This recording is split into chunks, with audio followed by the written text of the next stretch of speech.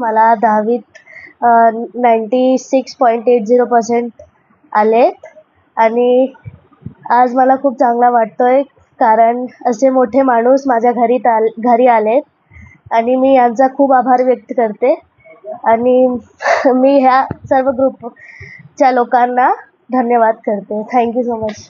फारसा मला उशीर झालेला आहे मी इथे पोचण्यामध्ये, कारण सर्वात पहिला आम्हाला अभिमान आहे की माझ्या विभागामध्ये BMC सारख्या सामान्य शाळेमध्ये आणि सामान्य कुटुंब असलेले, मी पण एक मिल कामगारांचा मुलगा आहे. आमच्या वेळेस शिक्षण करताना फार कसरत होती आणि आत्ताची कसरत फार कठीण आहे. त्यावेळी शिक्षण मिळताना जबाबदारी जास्त असायची, पण आता शिक्षण मिळते पण जबाबदारी पण तेवढीच वाढलेली आहे.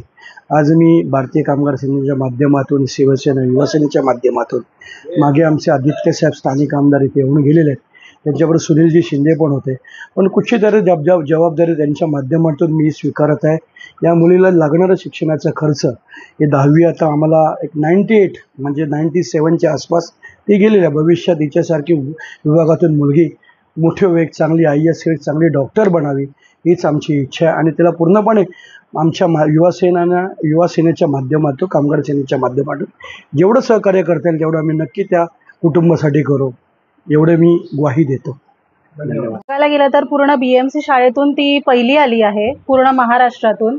आणि अभिमानाची गोष्ट अशी आहे की आमच्या पूर्ण नव्या चाळीतून ती आली आहे. आता फार कमी अशा चाळी राहिल्यात आणि चाळीतून एखादी मुलगी इतकी छान उत्कृष्ट कामगिरी करते आणि मी ज्या क्लासेसमध्ये शिकली आहे त्याच क्लासेसमधून तीही आज उत्तीर्ण झाली आहे आणि खूप छान आमच्या सरांनी पण तिला चांगलं मार्गदर्शन दिलंय, खूप छान शिकवलंय आणि खूप छान तिने काम केलंय आणि आम्हाला सगळ्यांना अभिमान वाटतोय, कारण आमच्याच चाळीतली आणि आमच्याच एरियातली एखादी मुलगी आहे ती खूप छान कामगिरी करते.